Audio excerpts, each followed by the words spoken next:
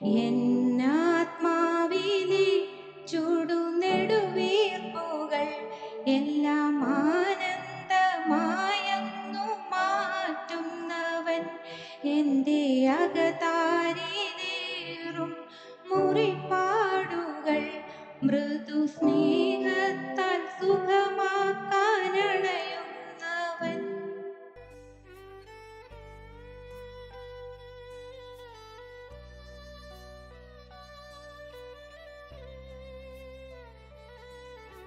ത്രിയേക ദൈവത്തിന് സ്തുതി.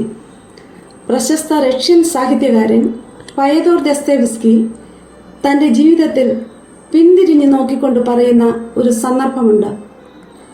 ജീവിതത്തിൽ പ്രശ്നങ്ങൾ വരുമ്പോൾ തകർന്നു പോകാതെ നിലനിൽക്കുന്നതിന് ദസ്തേവ്സ്കി കണ്ട മാർഗവും അവിടെ സൂചിപ്പിക്കുന്നുണ്ട്. ചുട്ടുപൊള്ളുന്ന ജീവിതാനുഭവങ്ങളിലൂടെ കടന്നുപോയ ഒരു വ്യക്തിത്വം, തൻ്റെ ജീവിത സഖിയുടെ അകാല മരണം, ജ്യേഷ്ഠ സഹോദരൻ്റെ വേർപാട്, അദ്ദേഹം വരുത്തിവെച്ച കടബാധ്യതകൾ, ചൂതുകളിൽ ക്രമത്താലുണ്ടായ സാമ്പത്തിക തകർച്ചകൾ, അപസ്മാര രോഗത്താലുണ്ടായ ക്ലേശങ്ങൾ, ഇങ്ങനെ നിരവധി പ്രശ്നങ്ങളിൽപ്പെട്ട് കഷ്ടപ്പെടുന്ന ദസ്തേവ്സ്കി വിശുദ്ധ ബൈബിളിലെ ഇയ്യോബിന്റെ പുസ്തകത്തിലാണ് അഭയം കണ്ടെത്തുന്നത്. ഇയ്യോബിന്റെ പുസ്തകം 1:23 ഇപ്രകാരം പറയുന്നു: നഗ്നനായി ഞാൻ എൻ്റെ അമ്മയുടെ ഗർഭാശയത്തിൽ നിന്ന് പുറപ്പെട്ടു വന്നു, നഗ്നനായി തന്നെ തിരികെ പോകും. യഹോവ തന്നു, യഹോവ എടുത്തു, യഹോവയുടെ നാമം വാഴ്ത്തപ്പെടട്ടെ.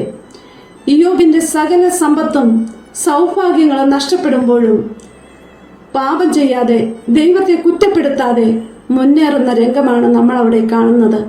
ഇയ്യോബിന്റെ ഭാര്യ അവനോട് പറയുന്നുണ്ട്, നീ ഇനിയും ദൈവത്തെ സ്തുതിച്ചു കൊണ്ടിരിക്കുന്നുവോ? ദൈവത്തെ ശപിച്ച് മരിച്ചു കളക എന്ന്. അവൻ അവളോട് പറയുന്ന മറുപടി എക്കാലത്തും പ്രസക്തമാണ്. നീ ഭോഷത്വമുള്ളവളെ പോലെ സംസാരിക്കുന്നു. ദൈവത്തിൽ നിന്ന് സകല നന്മകളും നാം സ്വീകരിക്കുന്നത് പോലെ തിന്മകളും സ്വീകരിക്കരുതോ എന്നും പ്രസക്തമായ മറുപടി തന്നെ.